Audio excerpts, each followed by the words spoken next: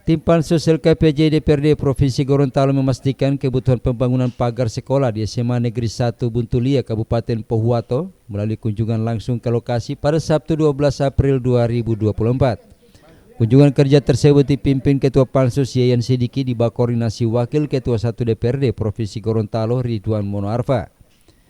Pada kesempatan tersebut Ridwan menegaskan hasil diskusi dengan pihak sekolah serta tinjauan lapangan menunjukkan pagar sekolah merupakan kebutuhan yang mendesak meskipun secara fisik bangunan sekolah ini cukup bagus. Namun menurutnya ada persoalan penting yang menjadi catatan tim Pansus. Salah satunya soal sanitasi seperti toilet yang harus diperhatikan. Selain itu terjadi juga pencurian pompa air DAP yang disebabkan belum adanya pagar beton di bagian belakang sekolah.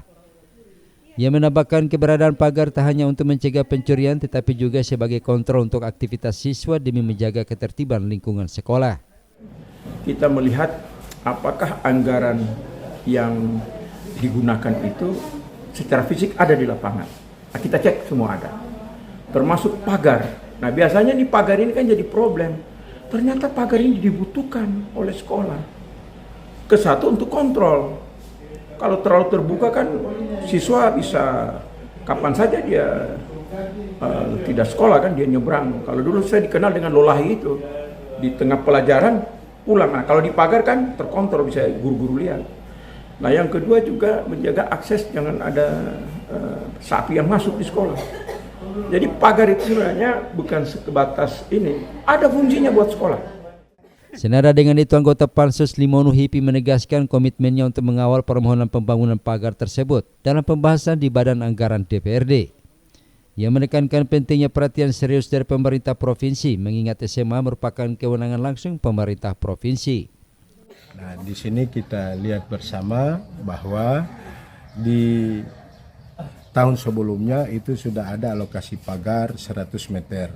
Itu hanya di samping. Namun kita lihat bersama kondisi pagar yang di bagian belakang ini sangat memprihatinkan sehingga ini butuh perhatian oleh pemerintah provinsi ke depan karena SMA ini merupakan kewenangan daripada pemerintah provinsi, maka kita sangat berharap pagar SMA Buntulia ini bagian belakang dan bahkan mungkin ada SMA-SMA lainnya, contoh misalnya SMA Popayato Barat, SMA Popayato, bahkan mungkin masih ada sekolah-sekolah lain yang membutuhkan, maka saya kira ini penting untuk mendapatkan perhatian dari pemerintah provinsi untuk bagaimana mengalokasikan anggaran terkait dengan kebutuhan sekolah-sekolah yang ada.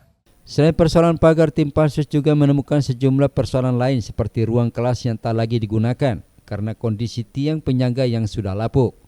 Beberapa ruang kelas juga mengalami kerusakan ringan seperti cat yang pudar dan atap seng yang berkarat.